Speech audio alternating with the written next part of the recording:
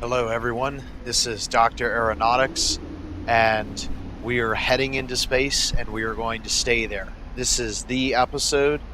This is the 6th installment of my tutorials. Well, I think it's actually ordered 7. Getting into orbit. This is what you need in order to stay in space and be able to go places. You need to form an orbit. So quick, 10-second recap on what an orbit is. So remember, all you need to know is you fire something very high up at a very high speed, and it goes so fast that it comes back down at the same speed that the Earth rotates, and hence you stay parallel to the ground. And as soon as you get to the bottom, the whole time the Earth is dragging you back around, because it can be taken to some degree as a point source, and gravity always attracts to the center of the Earth. Okay, so now that you know what an orbit is, or at least enough to be able to create one, let's try creating one. There is no right way to do it, but there are wrong ways. There are some ways that are better than others. Here's one that I've used that is comparable to professional types of ascents that will get you where you need to go. So I'm going to explain everything from the beginning to the end. So the first thing I'm going to do is I'm going to press F8 twice. That's going to get me my 2D panel, which I like to fly with. And then we'll just go around the panel. So starting at the bottom, none of this gets touched at all. Check your fuel. I have pretty much full tanks, both RCS and scramjets.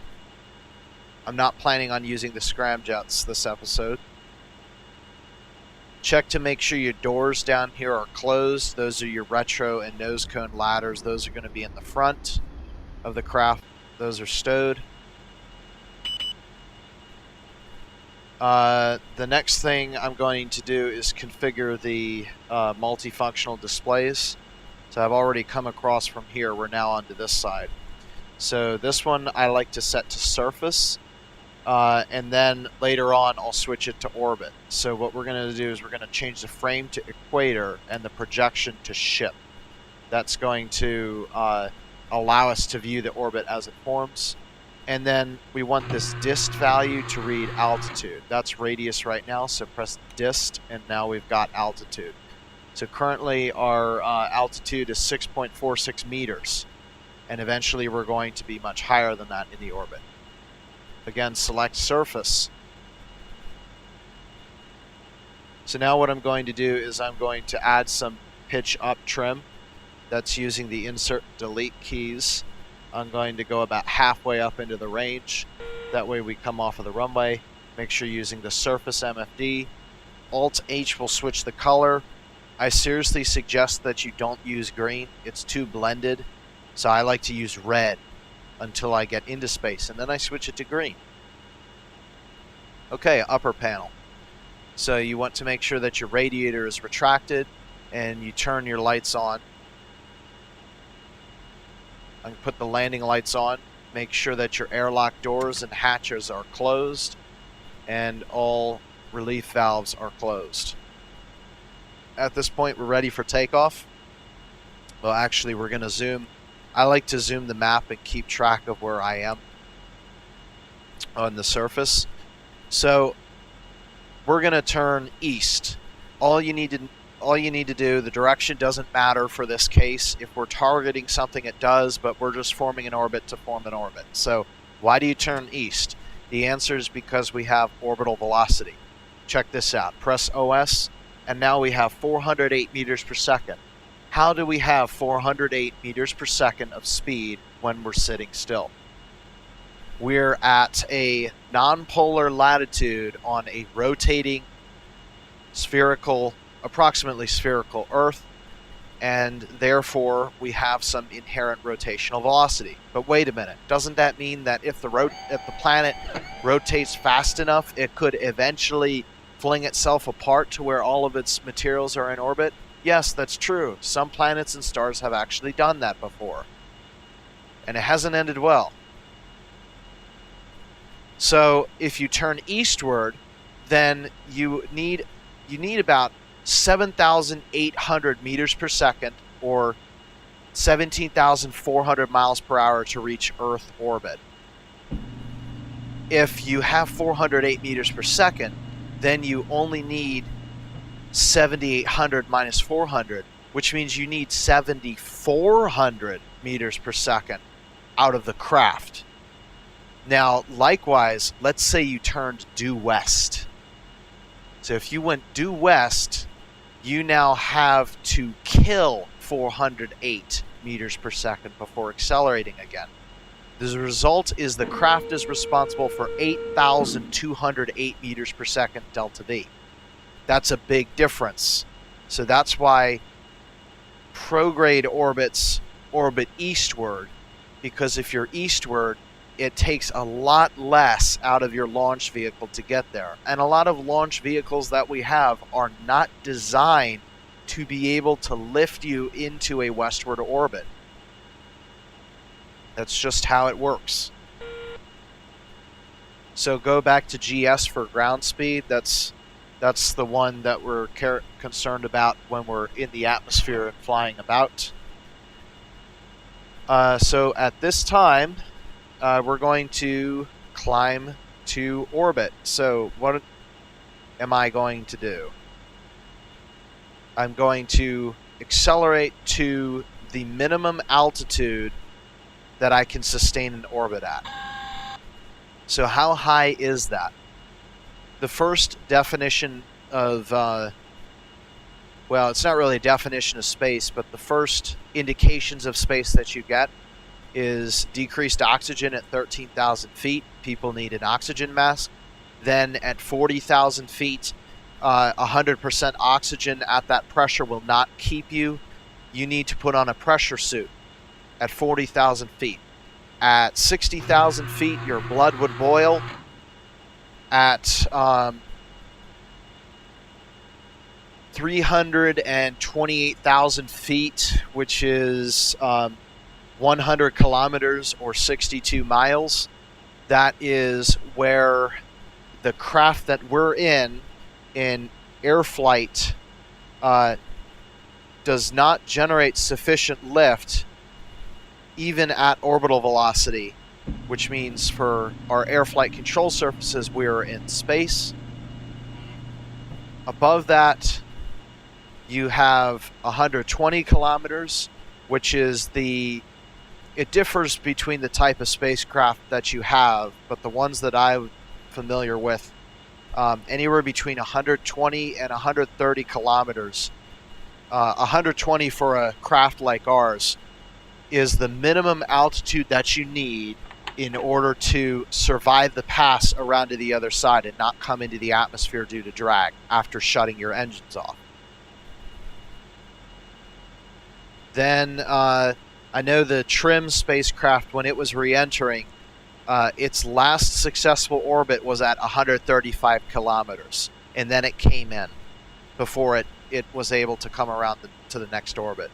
Completely out of fuel, so obviously no way to boost its orbit. And then 160 kilometers is what you need for an average spacecraft to survive for a day. So when a spacecraft comes down, or a CubeSat, generally when you're below 160 kilometers, you have 24 hours to burn up. Essentially the onset of burn up and re-entry.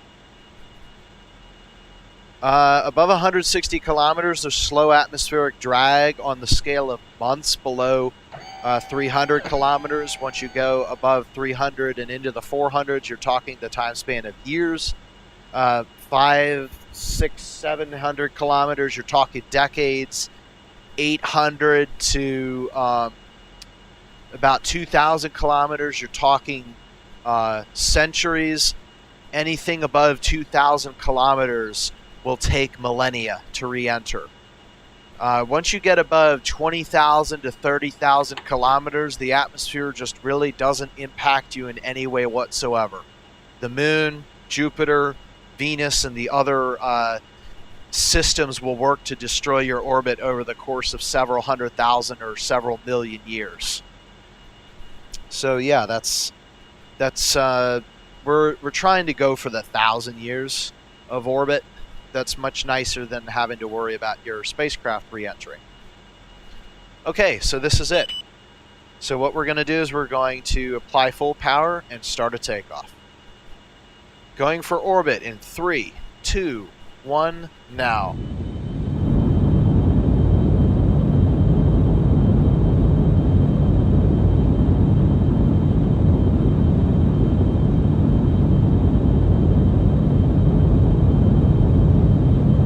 Okay, there's 100.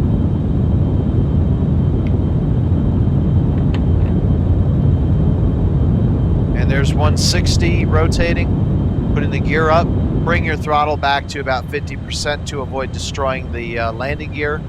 And once you reach about 200 meters per second, go ahead and level off. And you're going to turn to the right if you took off from where I did. We're going to turn eastward.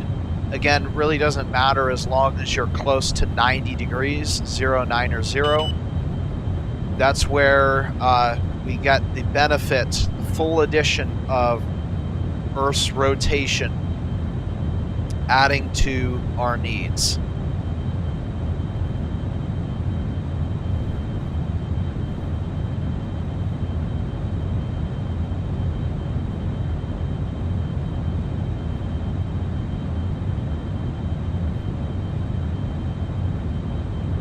Again, does not need to be 0, 9, or 0, but if you want the most amount of fuel that you can possibly, or the most amount of efficiency that you can have, go for 90. And again, that's not where the little airplane marker is. That's your prograde velocity vector. You want at 90 degrees. Once you've leveled off, your wings are level, go ahead, put your throttle to maximum, and you're going to pull the stick back until the spacecraft reaches about 30 degrees in pitch, right there. And then you're going to trim out. Before, you'll need downwards pitch, and then you'll need upwards pitch. The idea here is to accelerate out of the heavy lower atmosphere as fast as you can, because rockets are not good for the atmosphere. They're incredibly wasteful. Keep your wings level.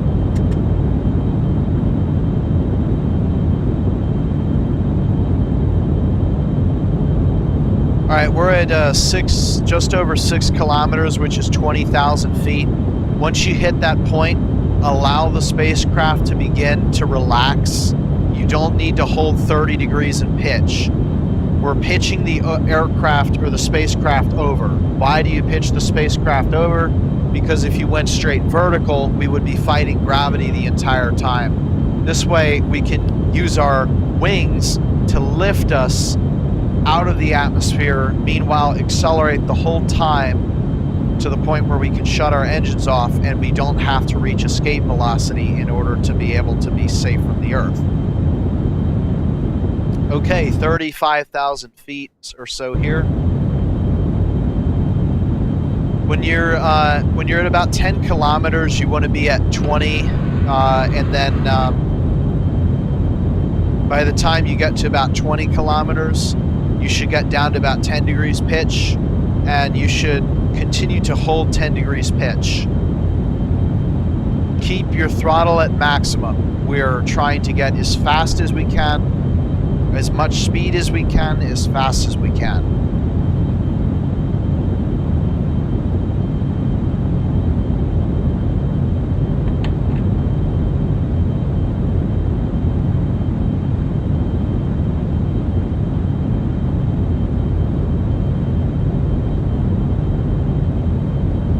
On the upper left of the HUD, the TAS that now says 790, now 800. That's our true airspeed in meters per second, and it's its corresponding alt on the right now with K, that's your altitude in kilometers, 22 kilometers, which is about 73,000 feet. We're now entering space. At this point, you want to trim to keep that prograde velocity vector about 10 degrees up. You need to get out of the atmosphere.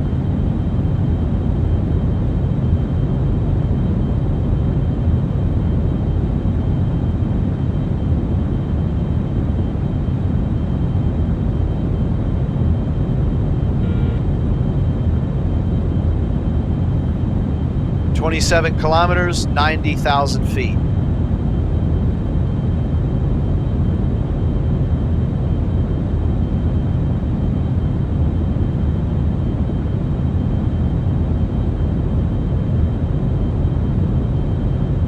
"30 kilometers, passing through 100,000 feet.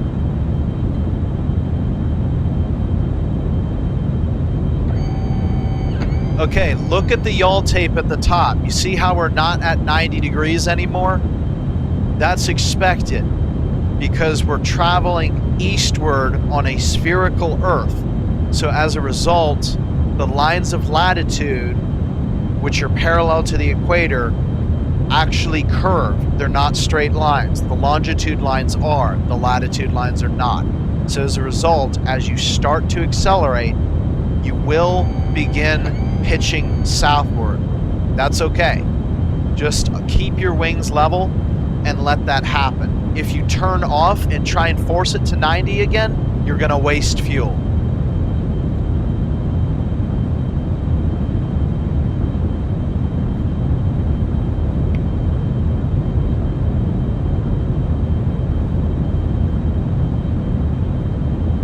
So at this point, when you're above 100,000 feet or 30 kilometers, you want a pitch between 5 and 10 degrees.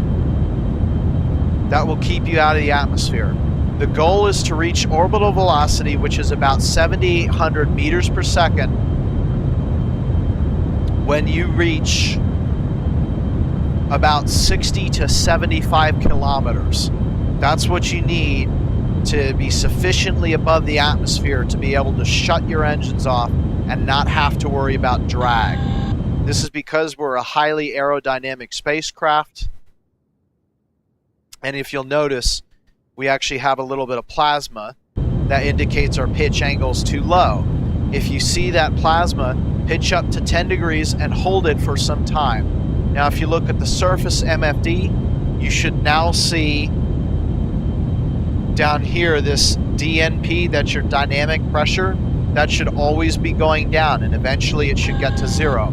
That's telling you the effort of the force of air on the front of the craft. You want that to be decreasing, because if it's non-zero, you can't shut the engines off because you will drag back into the atmosphere. Now that looks much better. Okay. So what I'm going to do now is I'm going to switch this over. We're at 50 kilometers now, so we have plenty of altitude. So I'm going to begin relaxing some elevator trim pressure here. Go to select orbit. Now you see we have our nice egg-shaped ballistic path. But here's the thing. We're not going to keep the pitch high. We're going to keep the pitch low. And as a result, we're going to add very little outward velocity, and all of our velocity will be, I guess is the word, radial.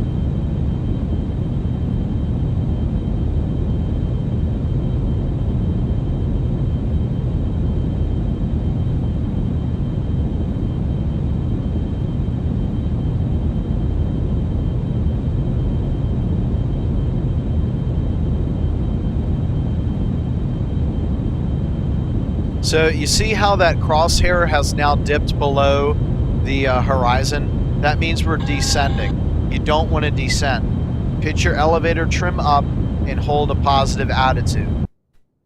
There you go. There's the plasma again. We're now at 4 kilometers per second. We're more than halfway to orbit. How do you know when you're in orbit? You're in orbit when this green ellipse completely envelops And I mean completely, this gray circle representing the Earth. If it does not envelop the entire Earth, you are going to re-enter. And as a matter of fact, even if it envelops the entire Earth, that does not necessarily mean that you're going to re-enter. So how are we going to tell? Look on the side, OSCL, that stands for osculating elements. Those are the parameters of your orbit.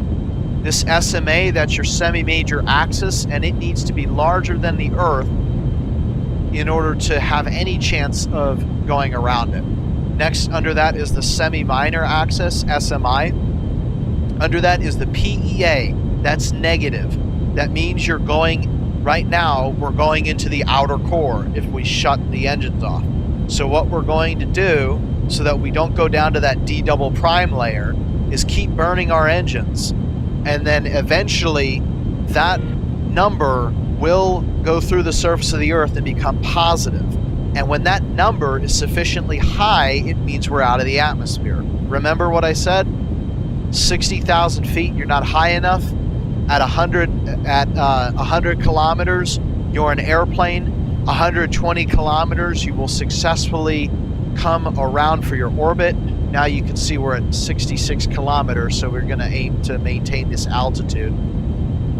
120 kilometers, you will survive one orbit. 160 kilometers, you will survive for a day's worth of orbits. So we're going to target 160 kilometers. Now note, once the periapsis, which is represented by, if you look at the green ellipse, that there's a hollow green circle on the big circle and a filled green circle on the big circle, or the big ellipse.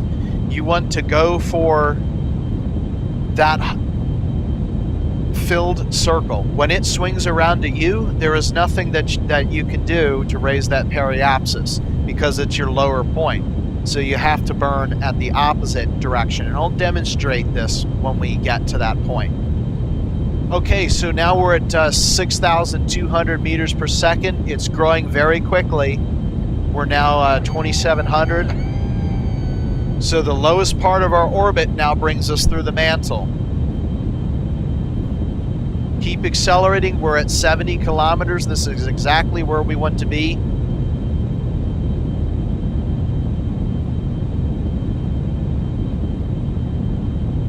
This represents our ground track. If we shut the engines off right now, we would impact the Earth here. You're in an orbit when it swings all the way around like the ISS is right now.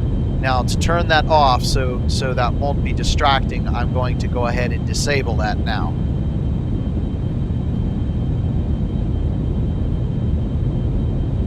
Almost there. 6,950 meters per second. 7 kilometers per second. Right now we're in the upper mantle for periapsis.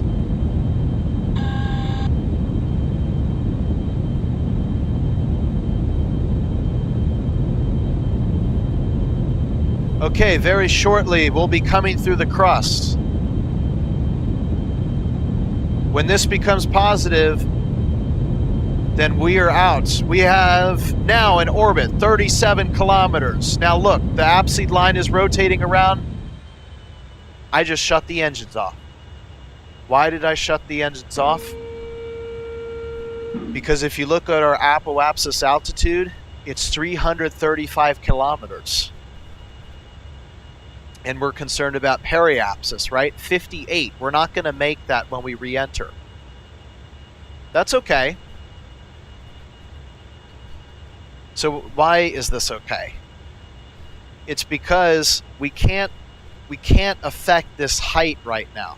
What we're actually doing is we're waiting until we reach the top of the hill. Once you get to the top of the hill, you can adjust the opposites effect in basically the same way that we've adjusted the orbit.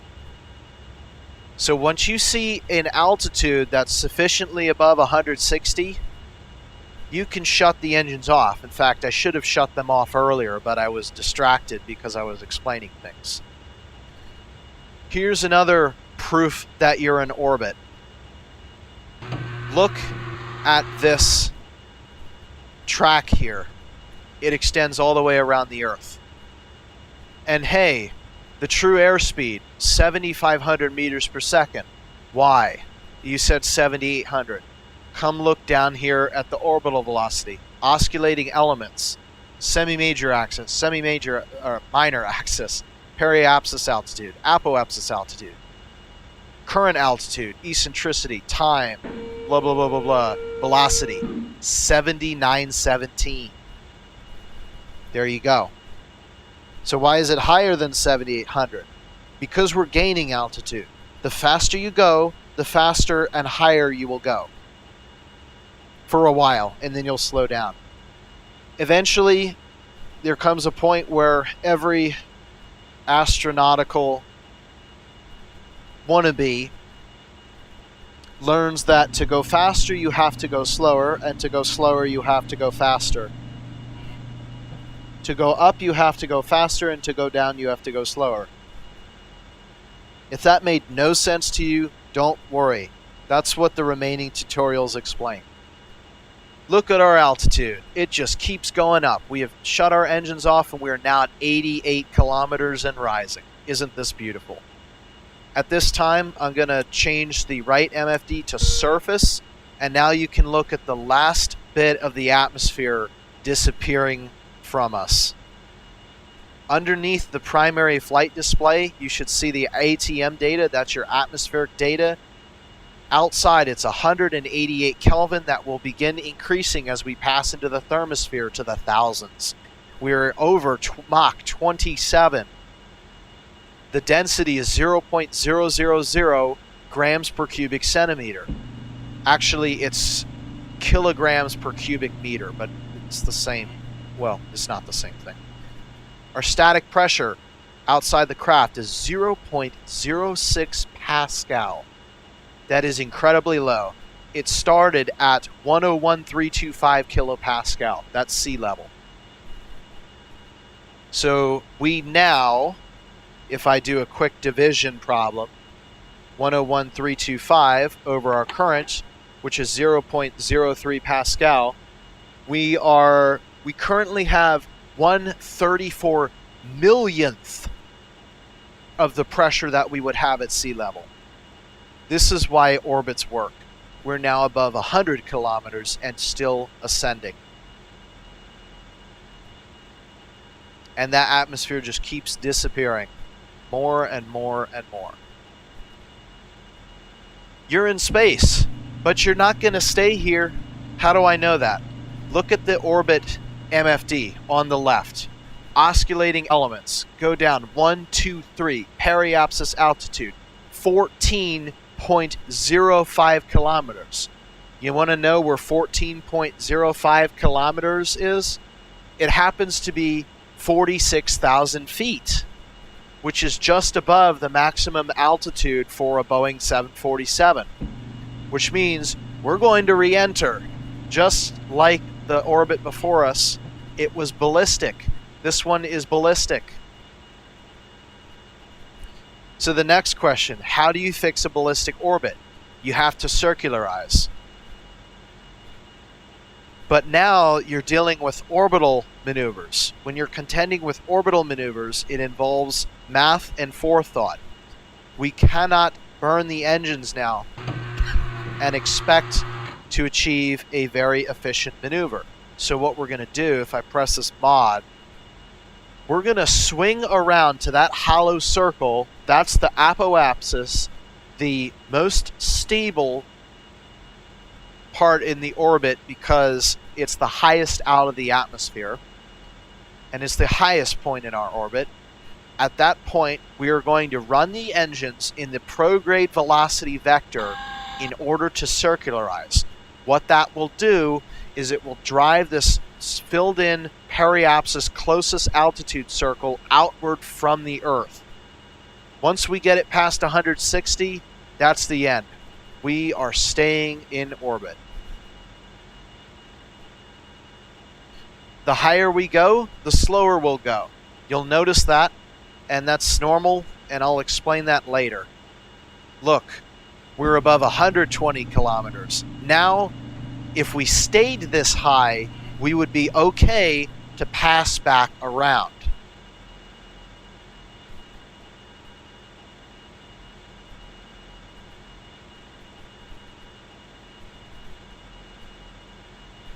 So how high are we compared to other satellites? Well, the ones that stay in Earth orbit doing science, such as I think it's called Suinomo, TRIM, GPM, XTE, URs, all of these spacecraft, I believe URs was the lowest, the upper altitude research satellite. It orbited and maintained its orbit at 300 kilometers. Next up was TRIM, which was at 350 kilometers. I believe XTE was actually a little higher. And then at 400 kilometers is GPM in the International Space Station, and various CubeSats are at 400 kilometers. The Iridium satellites, I believe, are at 480 to 550, if I remember correctly. Even higher, the Earth Observing System and geosynchronous satellites operate at 705 kilometers. And then you begin to get into the military satellites, which will generally operate anywhere, but they cluster between 1,000 and 2,000 kilometers in altitude. So eventually we will come into the altitudes of the lowest satellites on this orbit that we have. Now if you'll direct the attention to the dynamic pressure, it's practically vanished. We'll take a look at it later once we reach the highest point in the orbit. So how do you know where the prograde velocity vector is? Surely it's where this thing is, right? Nope. Nope, that's not correct. By the way, we don't have any ship control. Let me demonstrate. Okay, the simulator has crashed. Let's put the gear up. But using my knowledge of orbits, I was able to reconstruct the orbit that we have before we crashed. I did not quick save. Retracted. The cause of failure was trying to access that radio panel. You cannot adjust it in 2016, which means we're going to hear this forever. Okay, so let me demonstrate the air flight control services.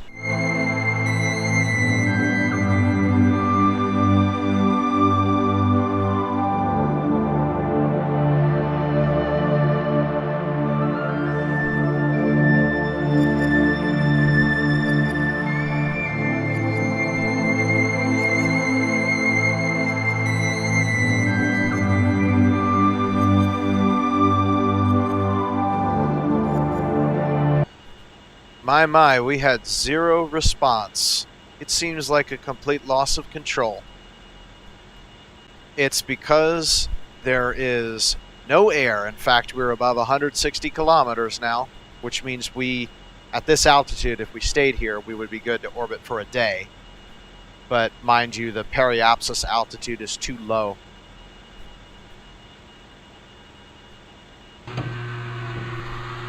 Notice all these elements are changing even though the engines are off. Some of them are supposed to change. Others, like this one, the PEA, is not supposed to. That's due to non-spherical Earth and other gravity sources like the Moon, Jupiter, and the Sun.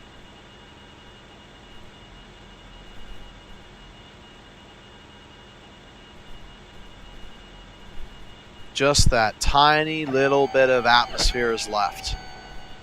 Now, when it says zero, it's not really zero. It'd just be 0.0000 something.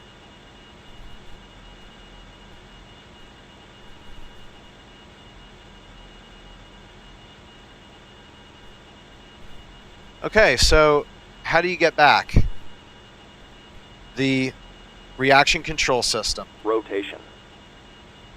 So we'll turn that on, and we'll turn the useless air flight control surfaces off.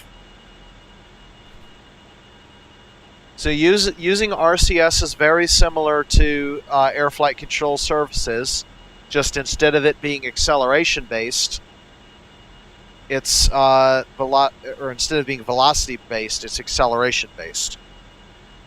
For example, just because you let go of the stick doesn't mean you're going to stop. Observe. I just induced a right yaw. I let go of the stick. The ship is not stopping. So how do we stop this? You have to back correct.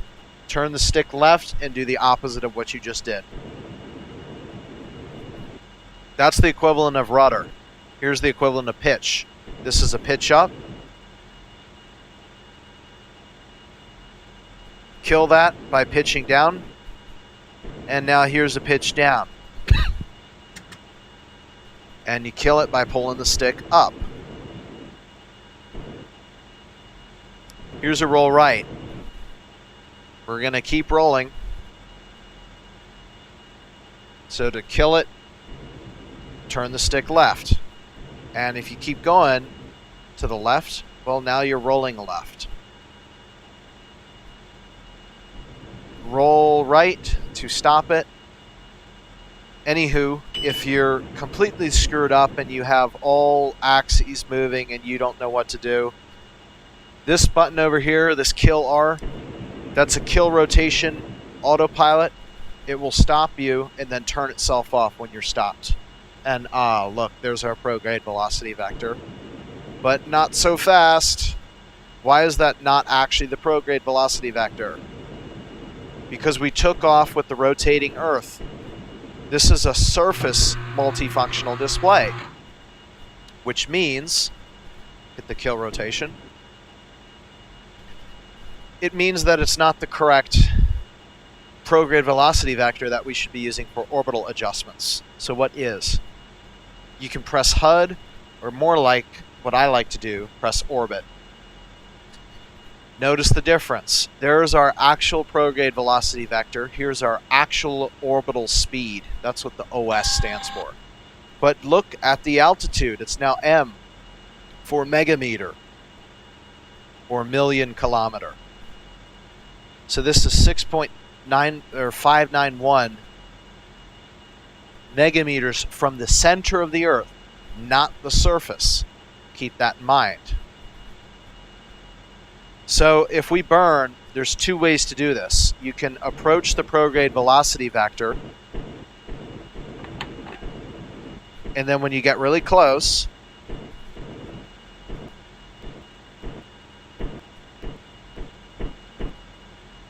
you can hit the kill rotation. But here's the way I like to do it. There's a button. Press Pro G for prograde. And don't do anything for the next 30 seconds. By the way, we're over North Africa, and we're getting pretty close to sunset. You see how the Earth is starting to get much darker over there than over there? That's something that you have to get used to. But you come to recognize this stuff. And look, it's placed us right on the prograde velocity vector. And now we can burn. Now it's held us there. So if you want to disable the autopilot, you need to press it again to turn it off. Now I've turned it off. So this is the normal orbit orientation that we use in this craft. When you're not doing anything and you don't care about looking at anything, generally you want to be going in your direction of flight. Save this thing real quick again. So that's what I'm doing now. We're going in the direction of flight.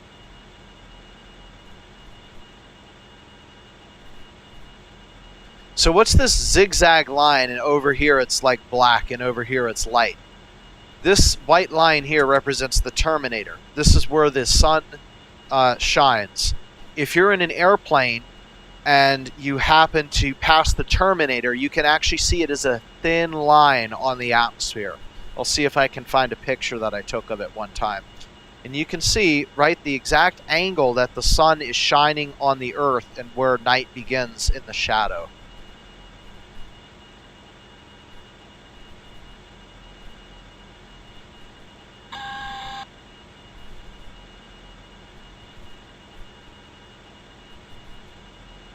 see if there's anything else that we can talk about real quick. Oh yes, we should deploy the radiator. So spacecraft in space. Let me do a roll for you so that you can actually see it.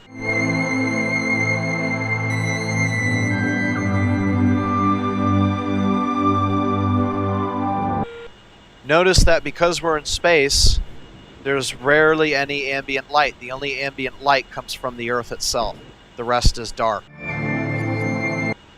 So a radiator is to expel waste heat in the computers that normally gets expelled through conduction to the atmosphere. But there's no atmosphere. So we extend the radiator, and I'm curious to know if it's going to say gear deploying when I do this. And that allows the systems to cool. Wow, no status light? Seriously? That's why I do XR2.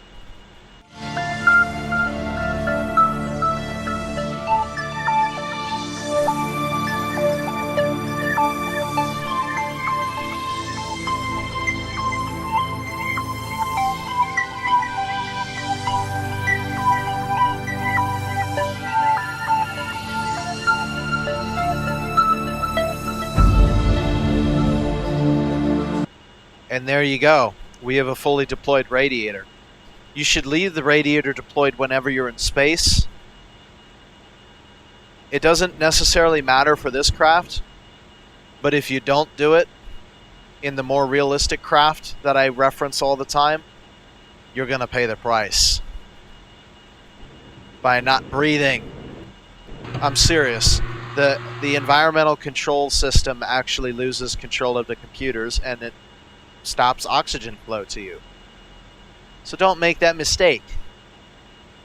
The next thing I'm going to introduce you guys to is time warp. Time warp is a unrealistic, hyper-futuristic, I'm talking million-year technology that allows you to skip forward to a time that you wish. If you press T, that will increase your time warp by 10 times. Look in the upper right corner.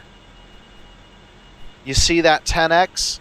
I've just pressed the T button. Time is passing 10 times faster than normal. How do we stop it? Press the R. And it goes back to normal. You can go 10, 100, and then I'm going to go back. In Orbiter 2010, the maximum that you could do was 100,000 times. I don't know if you can do 1,000,000 or not, but let me just tell you, at 100,000 time acceleration, 200 years passes by in about 14 hours, and that allows you to get all the way out to Pluto and return to Earth in that time span. Or if you were on Pluto, you would essentially go around the sun one time. So what am I warping to? Look at the orbit MFD. This arrow, or this pointer, is migrating towards this circle. We're over 300 kilometers now. This is the highest point in our orbit, the apogee. It's just taken us 45 minutes to get here because we formed such a large orbit. I've pressed R. We're now at the regular time rate. Let's go ahead and restore this. So what do? We burn in the prograde velocity vector. So to do this, I'm going to do prograde and let the ship move us over there. So now this APT had just reset. We've just passed our apoapsis. As long as you're within a few seconds of apoapsis, it does not matter. Now, this craft is so overpowered for space maneuvers that you don't need much fuel. I'm not going to increase much more than half of the main thrust. Now watch this filled circle on the other side representing our periapsis, and this PEA, which is now at 90,000 feet. I'm going to increase the thrust to circularize the orbit, and watch this ECC, our eccentricity, which is how circular we are, count down. Eventually, these two will swing back like they did before. I'm going to stop it when the hollow circle swings halfway out and the filled circle swings halfway back. That means you've circularized. Here we go, turning the engines on.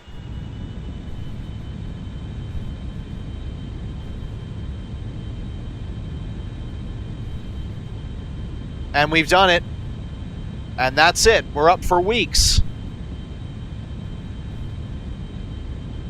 Months. I've even overburnt again because I was distracted.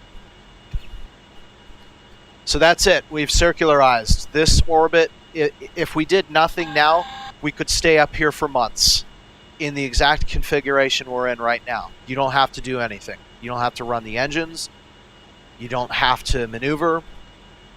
You just disable this so that our reaction control system here, the tank, doesn't drain. That's it. We're now in an orbit. And to prove it, I'm going to time warp to the other side. Let's go ahead and save, and then we'll run an outro which ends with the sunrise. Let's see how close we are to the sunrise. When your bubble here, which is what we can see, we can only see a tiny bit of the Earth at this altitude, only Australia. When this counteracts the Terminator, you're going to see the sun.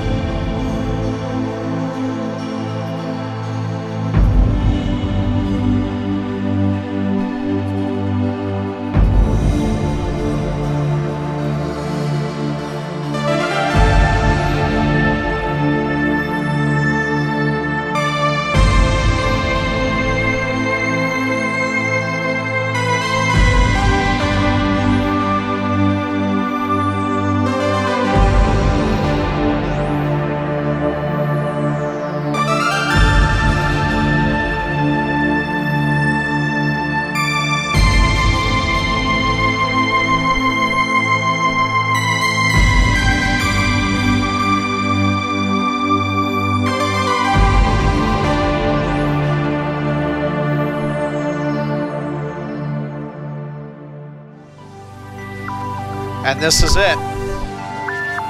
That there is where we took off from.